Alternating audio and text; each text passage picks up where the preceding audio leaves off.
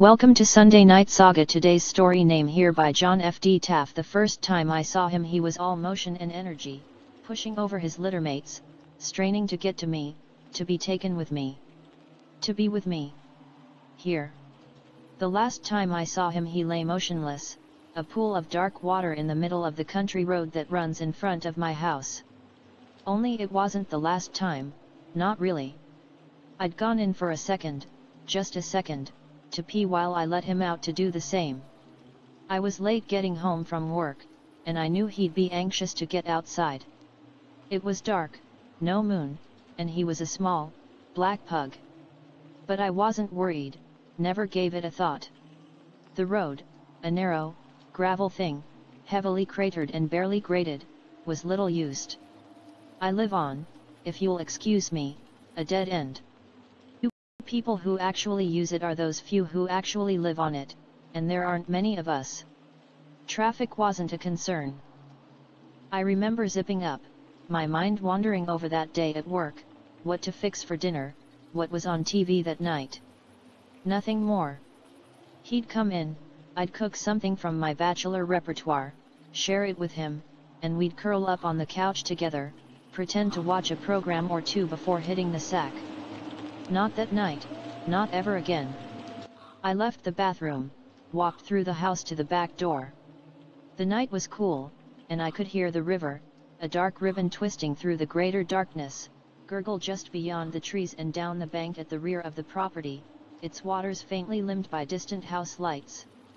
Standing there on the little deck leading to the back door, I whistled for him, whistled the short, two-note trill I always gave when it was time for him to come in. Sometimes respond, often he'd ignore it the first half-dozen times until he was ready to come on his own. Unconcerned, I whistled again, and again, and again. Then, in mounting annoyance, generally I was annoyed with him about something. He was that kind of dog. I called his name, then called it again, louder, sharper. Hector. Here. Here. Then the whistle. But there was no response. No pounding of his pads on the driveway, no jingle of the dog tag on his collar. And my attention, scattered across annoyance and dinner and television, suddenly focused, sharp enough to cut. I felt something in my gut uncoil, like a length of cold rope.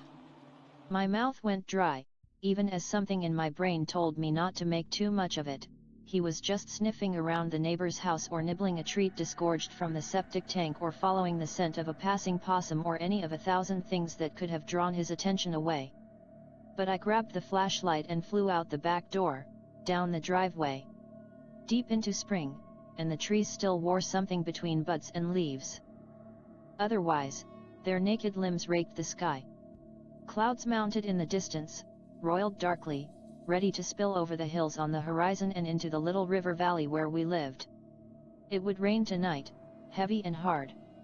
At the end of the driveway, I stopped, took a breath, and raked the cornfield across the road with my meager light. Blunted furrows piled up like waves on a black sea were all that greeted me. Turning left, I walked onto the gravel road, the beam of light illuminating my way. That's when I saw it. Just a pool of water. Dark water. Sighing audibly, I continued toward it, sweeping the flashlight before me, certain that what I saw was a puddle left from the recent rain. Then, the glint of an eye. I felt a rush of emotion push out from the center of me as I saw that it wasn't water, it was him. Hector. As pugs go, he was taller than most, with long, muscular limbs and a lithe, almost athletic build that, perhaps one day, would fill out and give him the usual pug look of an Ottoman with feet. But now he was only a little more than a year old, just a pup, and his spare legs and lean body gave him the look of a gangly teenager, which I suppose, in a way, he was. Dog years and all. I bent to him, put my shaking hand onto his chest. Solid, warm, still. His legs appeared whole, unbroken.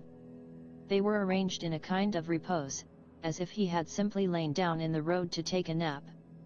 "Hector, baby, no, come here, back to daddy, come on good boy, come on, here, here." His eyes were open, unblinking. They stared at me, sad and pitiful, asking me to pick him up, to hold him. I touched his muzzle. A trickle of blood came from his nose, oozed from the ear nearest the ground. A car, I guessed. Not knowing what else to do, I gathered him in my arms, lifted him from the road, as his eyes had asked. I had lifted him in my arms dozens, hundreds of times, and he'd been all flailing paws, squirming muscle. Now, though, he was a rag doll, limp and heavy, and it was then I knew it in my practical brain if not my protesting heart. He was gone, dead. I lurched across the front yard, the flashlight still clamped in the hand that cradled his neck, throwing a beam that swept back and forth, up and down crazily over the front of the house, as if searching for him. My legs gave way at the back door, and I slumped onto the steps. I cradled him in my arms, kissed his cooling black head, his muzzle, pressed the smell of him into me as if trying to capture it.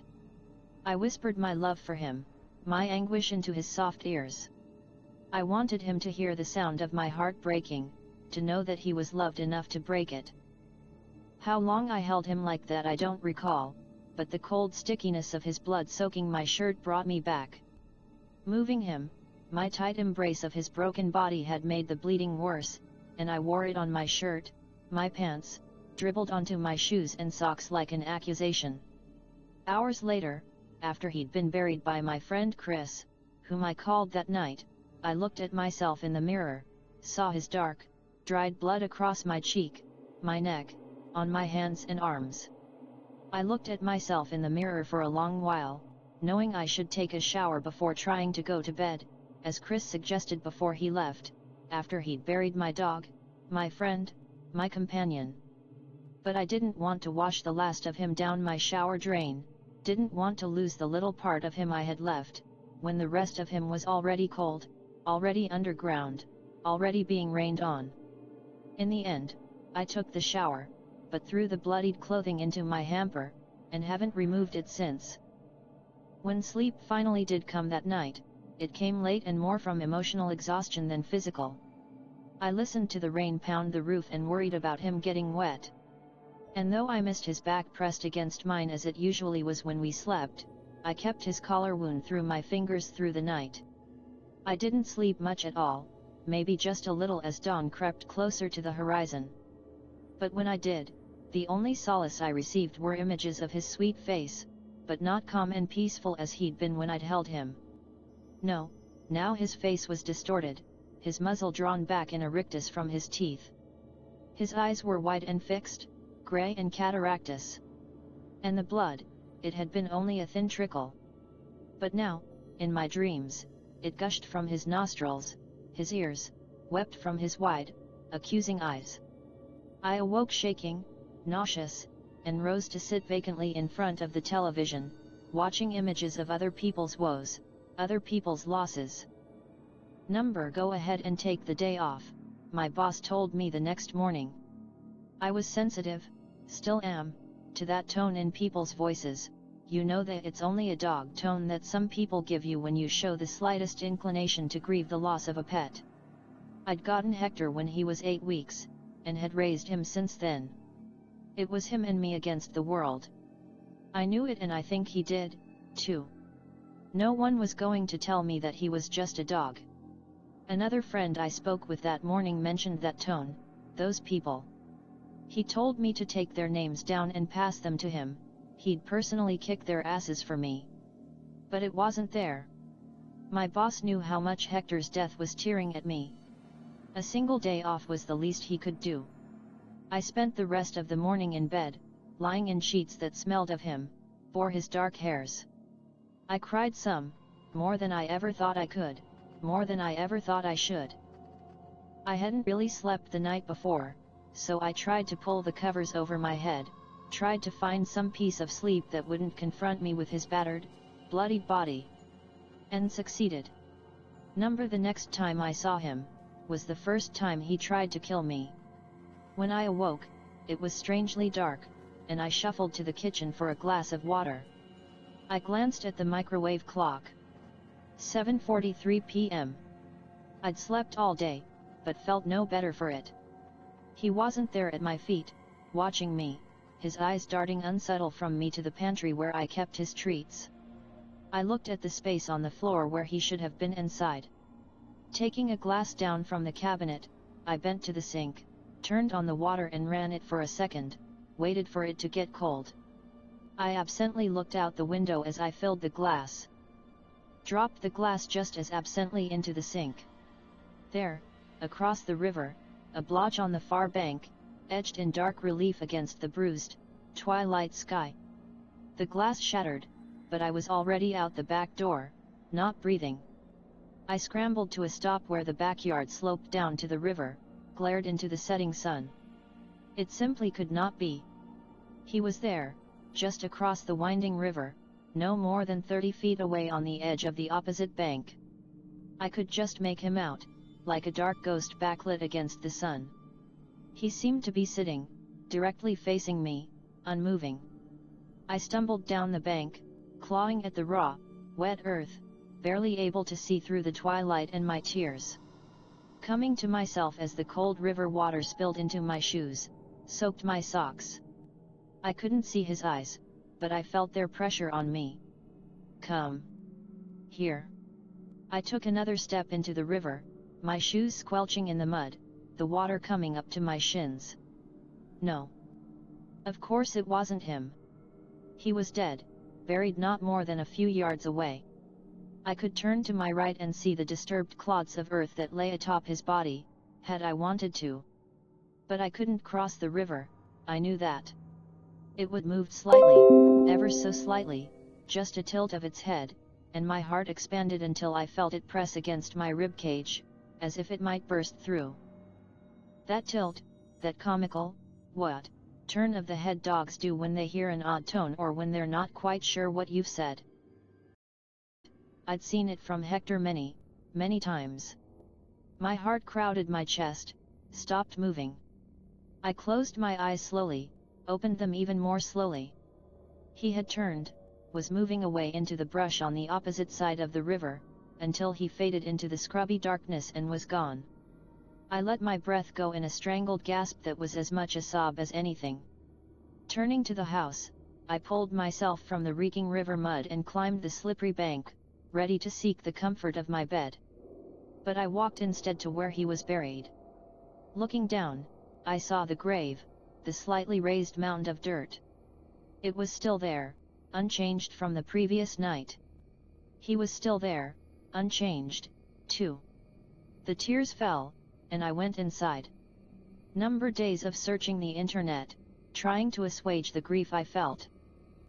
Days at work spent in a blur, pretending to get things done, but secretly googling pet grief and dogs hit by car and other combinations of words that, no matter their arrangement, couldn't penetrate the density of my emotions, couldn't seem to shed light on what had happened. Couldn't offer a response to the triteness of why him. When people came into my office, I clicked away from any one of a dozen Rainbow Bridge websites, as guilty as if I were cruising porn. Most of the sites were maudlin, saccharine places where people who I might previously have categorized as half-crazed to begin with revealed just how far over the edge the death of their ferret or their cat or their dog had pushed them. Nevertheless, I posted to each one, tearing up about Hector's death each time I laid the words down. And I realized that I was one of them now, had been one of them all along. We all wanted the same things, this group I found myself suddenly part of. We wanted the pet we'd loved to be remembered, not just by ourselves, but by others.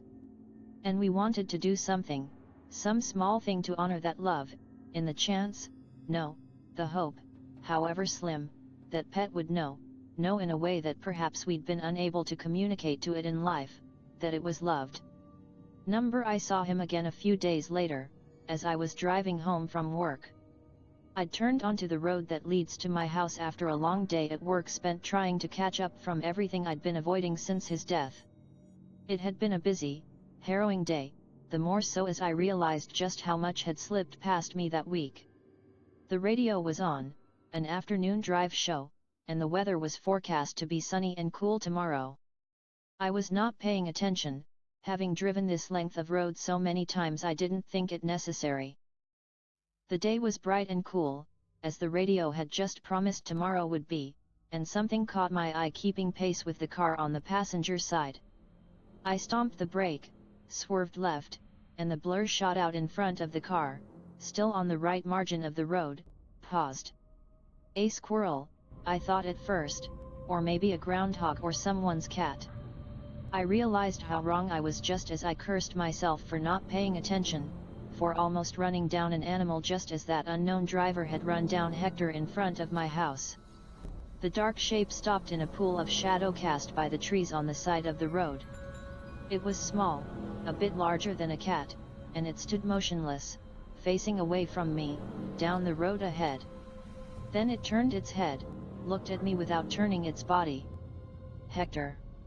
My breathing caught. I reflexively mashed the accelerator pedal. The car jolted forward, scattering gravel behind. As it did, I saw him.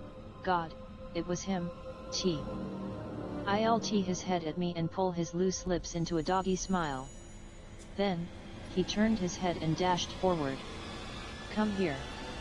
Breathing hard now, I inched the car closer, watched as he fell back beside the passenger side front tire. I could see him sprinting along the side of the road, through splashes of sun that lit his black fur in vivid blue patches, then into shadow where he seemed to lose substance. I lifted myself out of me seat, craned my neck to see him. Lord, it was him, there was just no doubt now. And as I thought that, he turned his head toward me, still running full tilt, and I saw his eyes for the first time. They weren't sad or empty as I'd seen them last, but bright and eager and full of life as they'd been when he was. He flashed me that puppy smile again and winked, slinging his head sharply to the right, motioning me to follow. Here. Then, just as sharply, he veered into the underbrush off the side of the road, disappeared. Hecky heck. Without thinking, I pulled the steering wheel to the right. Before I knew what I had done, the front of the car struck a small tree and the front wheels dipped into a drainage culvert. Luckily, the tree was small, the culvert shallow, and I wasn't going that fast. I jounced forward, hit the steering wheel with my chest as the car slumped to a stop.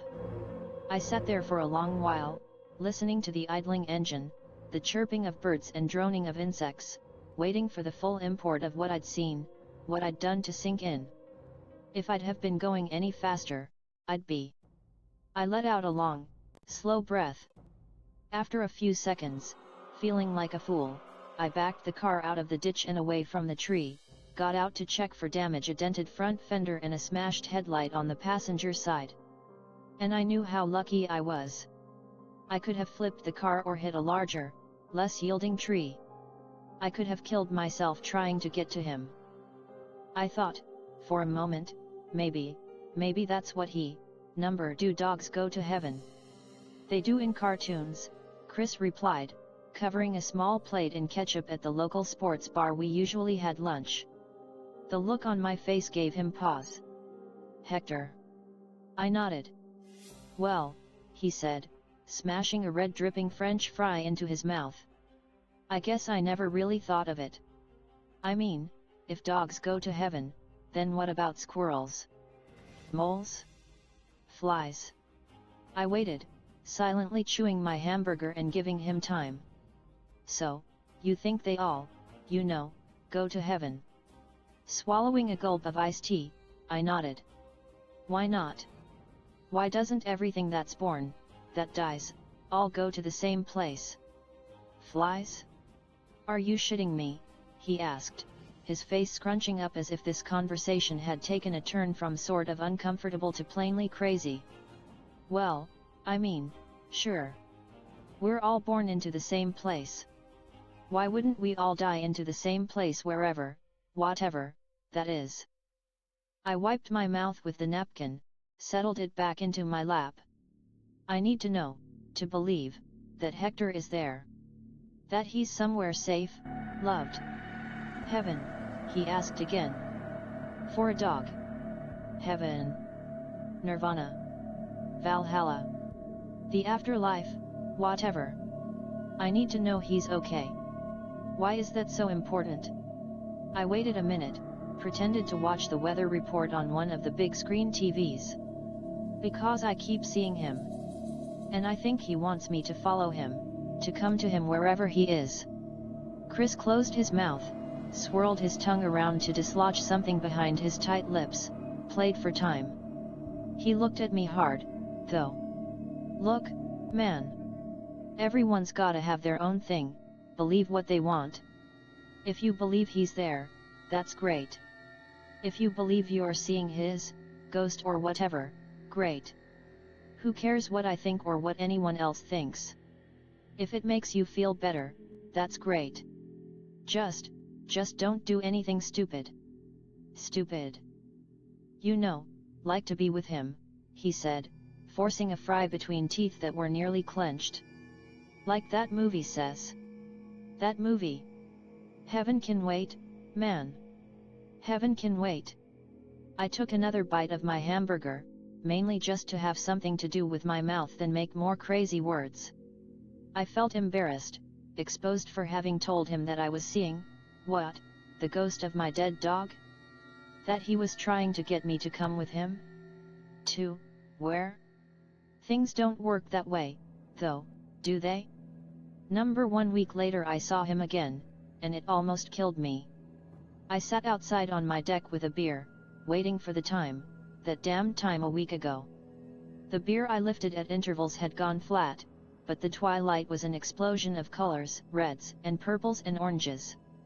It was as if the sun, rather than falling beneath the horizon, had simply exploded, spraying the evening sky with its arterial blood.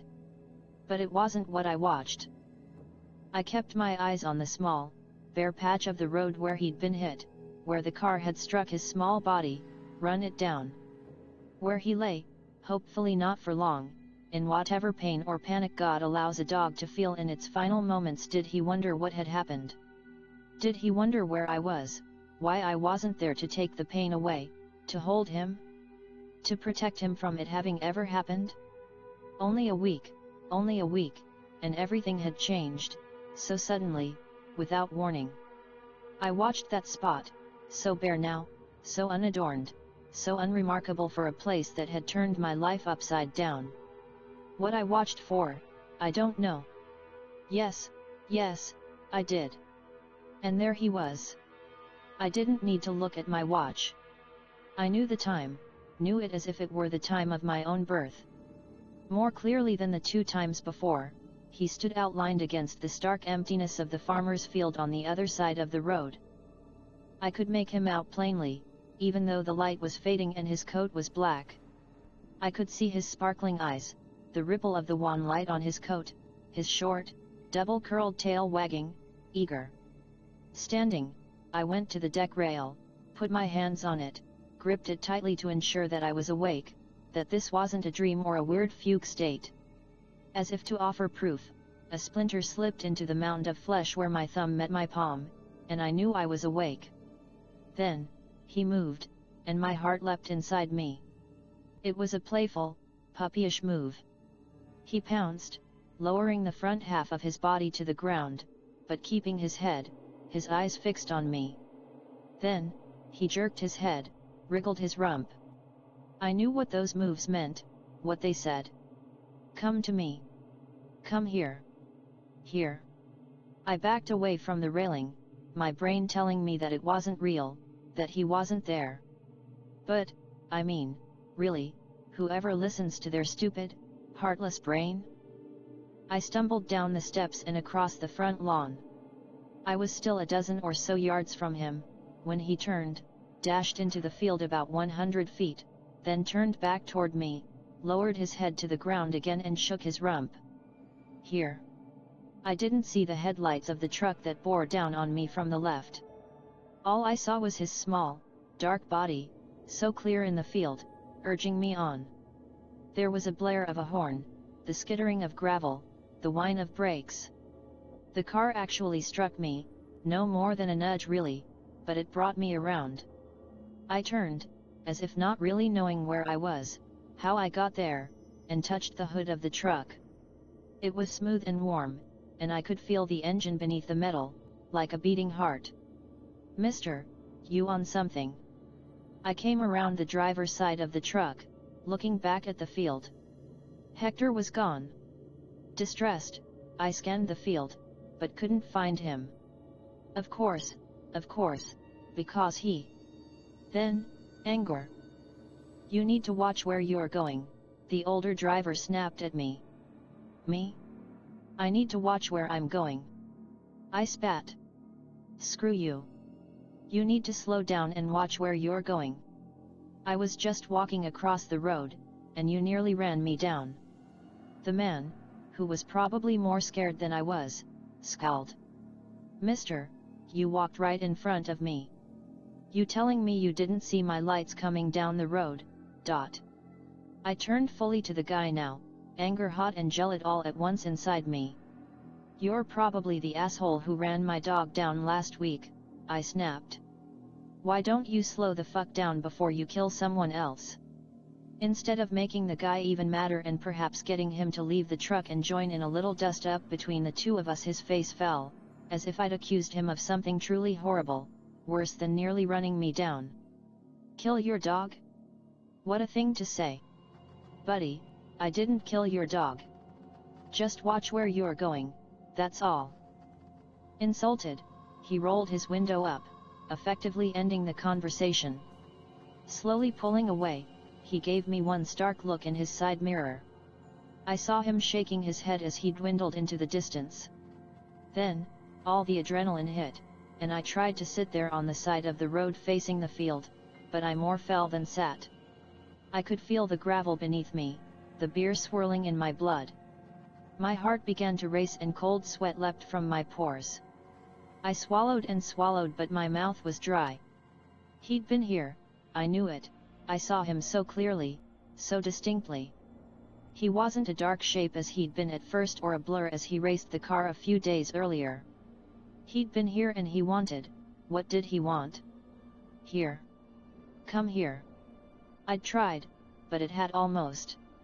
Cold swept over me, chilling my sweat-covered body so abruptly that I shivered violently. That's exactly what he wanted.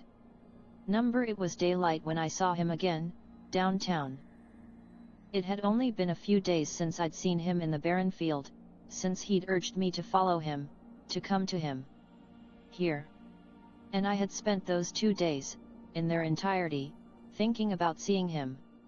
But I still didn't know what the meaning of it all was.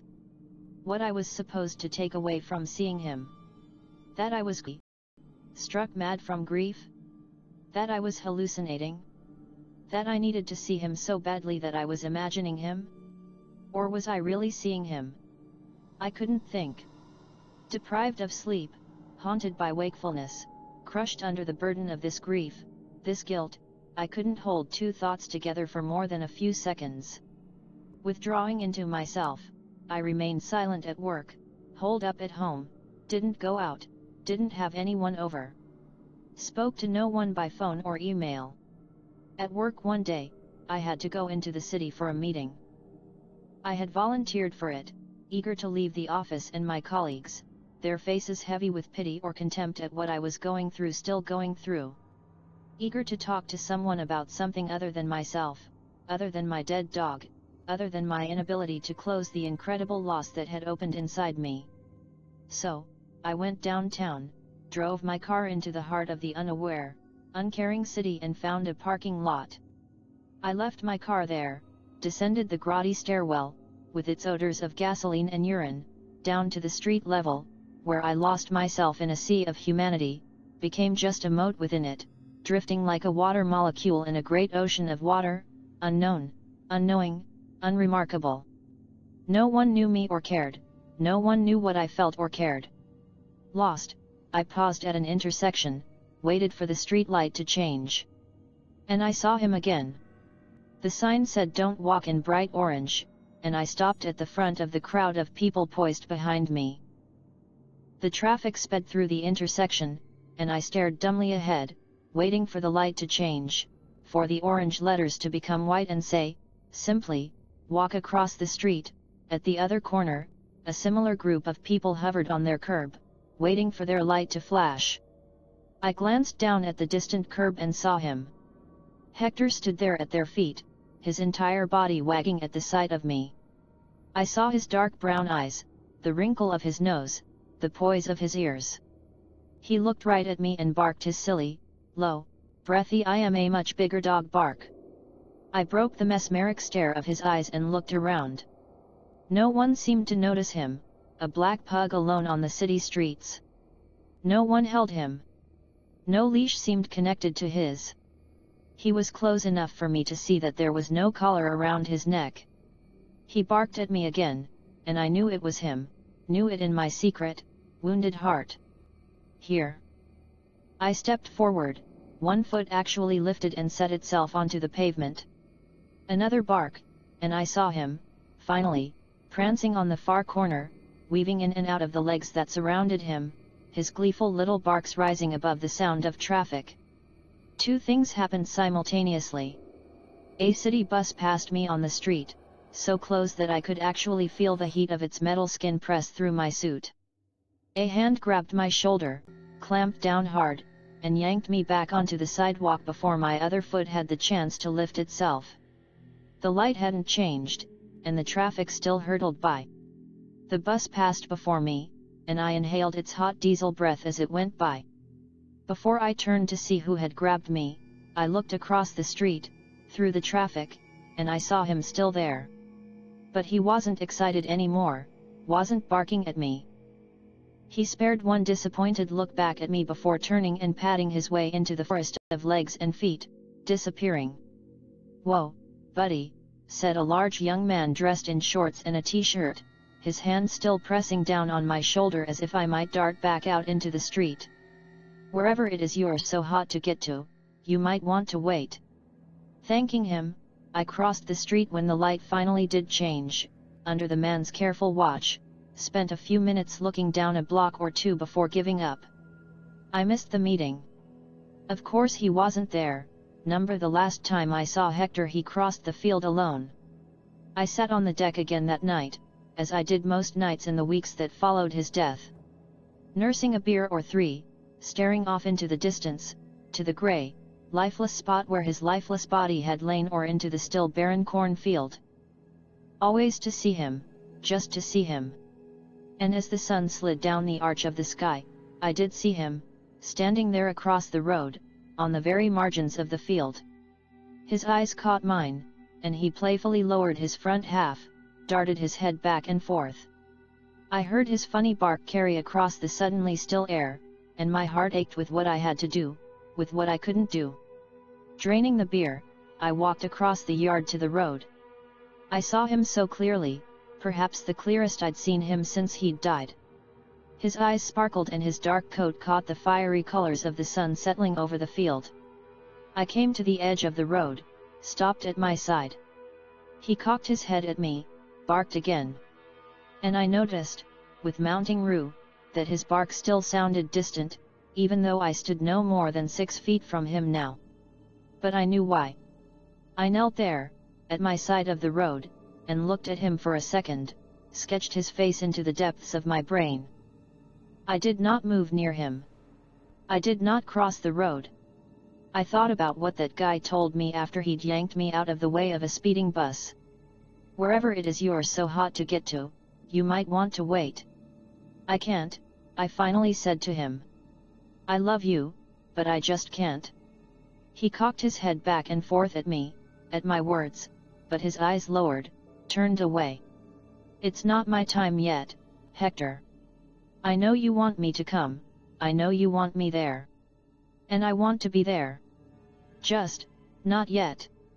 My legs ached to move, to go to him. My arms yearned to reach out and touch him, to hold him. But I couldn't. I know what he wanted. I know he wanted me to cross the road, the river, to come to him, to be there, now. Come here. Here. Maybe he didn't truly know what that meant for me, but I knew, and I wasn't ready. Maybe, just maybe, you could come to me, come here. I patted the gravel in front of me with my palms. Here, here, Hector. Come to Daddy, good boy. He didn't tilt his head or move in any way, and that answered my question. He couldn't come to me, come here anymore. I lowered my head, and let the tears fall. When I looked up again, he was right in front of me, inches from my face. I saw every whisker in his muzzle, the gleam of his eye, each hair in his coat. Surprised, I didn't react. But he stretched his neck, brought his face to mine, and licked my cheek. I closed my eyes, feeling my heart break all over again. I could smell his clean dog smell, his breath, feel his saliva on my cheek. When I finally thought to bring my arms up, to hug him to me, he was gone. I opened my eyes, and he was back on his side of the road, watching me. My arms still hung in the air between us, urging him to come back, to be held. Come here, boy. Once last time. But I knew he wouldn't, knew he couldn't. Instead, his lips drew back in a smile, bearing black gums and white puppy teeth. And then he was off, dashing away into the field without a look back, fading into the night like the ghost he was. It's been more than a year since I saw him last. Yes, I miss him, but things have gotten better, I guess. I know he's gone on without me, gone ahead, gone away. I'm not ready to go to him yet. He knows that now, but he'll wait for me there. Of that I'm sure. I don't have faith left in many things, perhaps nothing. But that, I have faith in that. And maybe, just maybe, that's enough. I know he'll be there when it's my time to cross, whenever that is. And I know that he'll be there if I ever change my mind, if I ever do decide that I've had enough. He'll be there whenever I come, waiting for me in the cornfield across the road or down by the river on the far bank, waiting for me to come to him, to join him. I'll hold him then, take his kisses and return my own, stroke his dark coat and tell him that I love him. We'll run there, play fetch, stretch out on the soft, cool grass and sleep, his back pressed to mine. And his here and my there will, finally, again, both be here, right here. It doesn't take his place, it doesn't help the loss, nothing can or will. But it is a balm. Sometimes at night, when the air is cool and the wind is soft, and I watch that patch of road where he once lay as dark and quiet as a pool of water, it is a balm. The end.